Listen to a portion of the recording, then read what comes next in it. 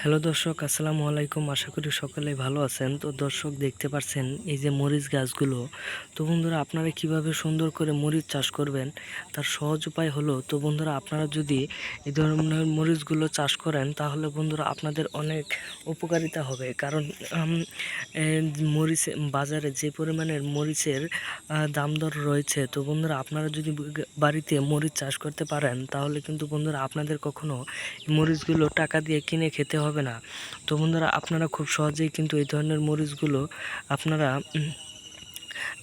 নিজের জমিতে চাষ করতে পারবেন। তো বন্ধুরা দেখতে পাচ্ছেন একটি গাছে কিন্তু প্রচুর পরিমাণের মরিচ ধরে আছে।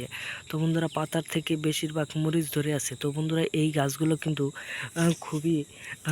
খুবই ভালো ফলন দিয়ে থাকে। তো বন্ধুরা আপনারা যদি এই ধরনের ভালো ফলন গাছগুলো যদি পেতে চান তাহলে অবশ্যই আপনাদের বাজার থেকে কিনে আনবেন।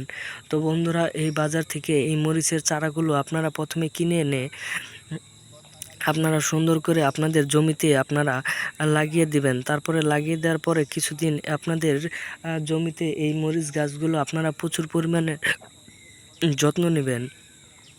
তো বন্ধুরা এই যত্ন নেওয়ার পরে কিন্তু আপনারা চাইলে এই ধরনের গাছগুলোর থেকে আপনারা অনেক টাকা ইনকাম করতে পারবেন।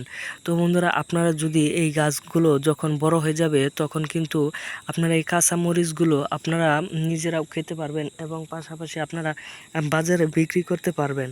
তো বন্ধুরা বাজারে বিক্রি করে এবং আপনারা নিজেরা খেয়ে কিন্তু শেষ করতে পারবেন না, কারণ একটি গাছের মধ্যে কিন্তু প্রচুর পরিমাণের ফলন হয়ে থাকে। তো অনেকগুলা গাছ যদি আপনারা রোপণ করতে পারেন তাহলে বন্ধুরা আপনাদের আর কখনো এই ধরনের মরিচ কিনে খেতে হবে না।